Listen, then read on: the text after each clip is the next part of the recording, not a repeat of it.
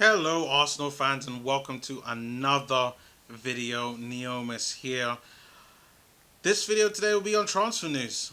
Of course it is no football going on at this moment in time until this weekend coming where there's going to be the Euros. But before then I thought I'll talk about some more Arsenal transfer news. Now today was the day that we all got the confirmation that Emi Buendia has been officially bought by Aston Villa Football Club. And I think people like myself thought, you know what, we've gotten over the fact that Arsenal were kind of outbidded. We got some confirmation from journalists that it looks like Arsenal did put in a bid for Emi Buendia. It says that the wages for Buendia were exactly the same as what Villa offered. The only difference was that the contract structure for towards Norwich was a lot better from Villa than it was for Arsenal, which makes sense because Arsenal right now is in a bad financial situation. So it completely makes sense. We have to sell in order to be able to buy.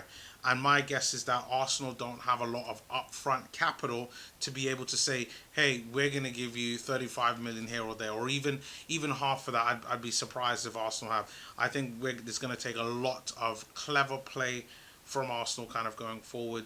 But now that all of that is done in regards to Emi Buendia, we lost to Villa. Fans, Arsenal fans, get over it. Like, it's just one player. Like, it really is. There are more out there, and it's exactly why I chose to do this video. It's something that I was thinking about even before the news about Buendia kind of really confirmed, because there are many different options that we have, and I know a lot of people have been talking about Buendia coming in to play the number 10, but let's be really honest. I mean, Buendia is a right winger.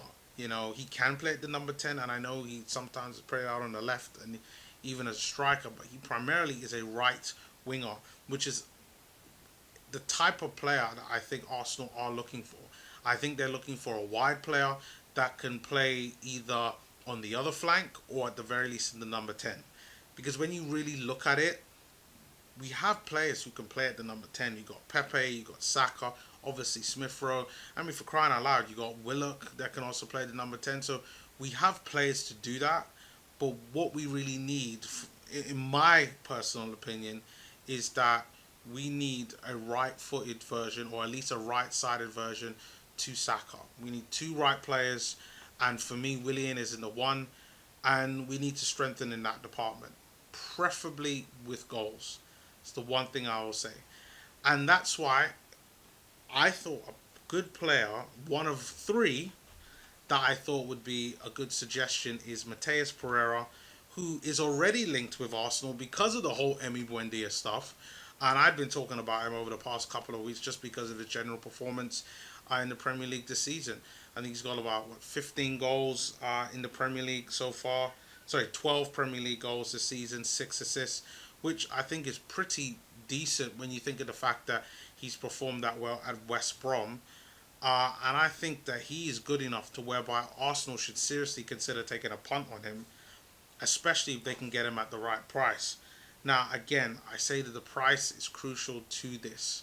I even though I think Matheus Pereira is a good player, spending more than 25 mil on him I think it's no. For me, it's a no. If we're talking 15 to 20 mil, I can see that happening for a versatile player like him, for someone who's scored and clearly delivered in the Premier League. And obviously him being Brazilian, you would assume that he'd be able to connect with the other Brazilian and Portuguese speaking players that we have in the side. And it just looks like it could just be a really nice fit overall. Now, I know what you're all thinking, but Neomis, like, he's not a top draw, he's not a top quality player. But guys, we have to remember the situation that Arsenal are in. We can't, and we're no longer in the position to be able to say, you know what, we like that player, we'll give you 40 million for him. And this goes for any player. I'm not even talking about Matheus Pereira, any player. Arsenal aren't in that position right now. And without European football, I mean, it's really going to show with the squad. Really going to show with the squad. But I think Matheus Pereira is one that we definitely should be considering, especially if we're looking for some reinforcements on the right. I think he could really add some some quality there, and obviously potentially battle Smith Rowe with being in that number 10 position. Because for me, I think Smith Rowe will start, but you need to have more potential bodies there, and I think that he could potentially provide that as well. Now, the second player who I've liked, and I like what he's done at his club, someone I talked about back in January in my January transfer window, so definitely do check out that video, which should be linked somewhere there. Abdallah Sima plays for Slavia Prague. Now, a lot of you would have heard of him. He's 6'4" right winger. Doesn't look like a right winger, but the way how he plays is like a winger. Chances are he'll probably develop to be a striker as he gets older. With 21 years old, really good quality player at the moment. Lots of, in my opinion, I think there's a big area for him to continue to get better, continue to improve. And right now, at least according to Transfer Market, he's only valued at about 9 million. But you would have to think that that's probably going to be closer to about 18, which means in order to be able to get him, it's probably going to be about 20 mil plus to get him at Arsenal overall. And then when you look at his numbers, he scored 20 goals and 8 assists this season for Slavia Prague. 20 goals. For me, 20 goals in any league, I mean, is pretty impressive. Like, he's in a competitive competition, even though he didn't score against us.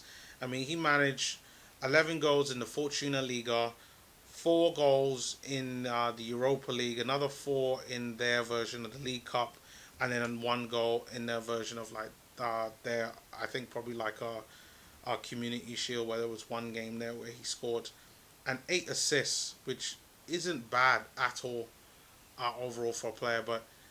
And I know, again, you might be thinking inexperience, but sell on value. With the right coaching, players could improve, players could get better. That is what Arsenal traditionally was known of. And I see no reason why we can't bring in a player like this. I think he would be a good supplement for Saka and would give us something different in the long term, especially if we lose Lacazette. Because if we lose Lacazette, we're not going to have the type of player that we need in order to hold the ball up.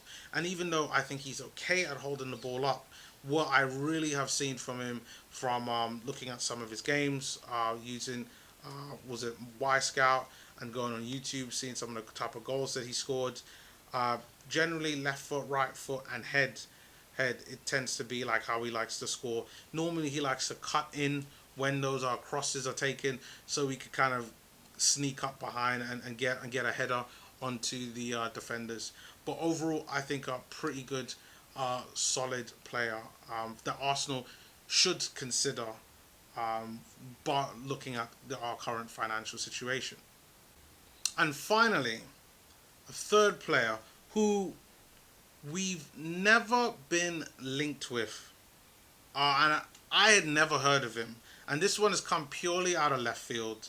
But I've just kind of uncovered through doing some research on players that I think that have resale value, that are of a certain age, that has done well this past season. And I'm going to go, and this player plays for Dynamo Kiev, and his name is Victor, and I don't want to screw up his name, but Victor Tsangankov. I believe the T is silent, but it's Tsygankov. Plays for Dynamo Kiev, Ukrainian international, currently valued at 23 million overall.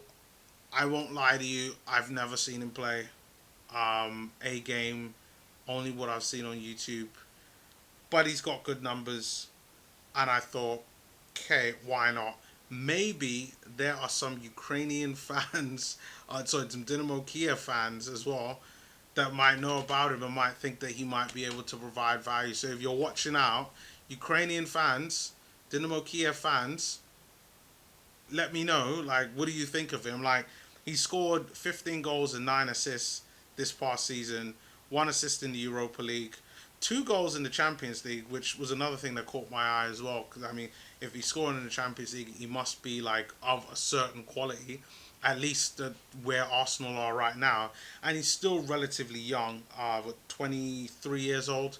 So he's still got time, and if he's any decent, you can always sell him. Like if you sign him for a 5-year deal, then you could sell him maybe 3 years on, and you could still kind of regain some value in him. So he was someone that I thought could be of interest, but again, that one's probably more left field, more I don't know. So that one, just a bit of food for thought. A little surprise one there. But guys, let me know your thoughts. Like, what do you think about the 3 names that I suggest? Mateus Pereira, Abdallah Sima, and Viktor Sangankov. Do you think any of these guys would fit the bill of a right winger for Arsenal that could give us some goals? Leave your comments below. And you know what? If you don't think that any of those 3 are good enough, then who do you suggest?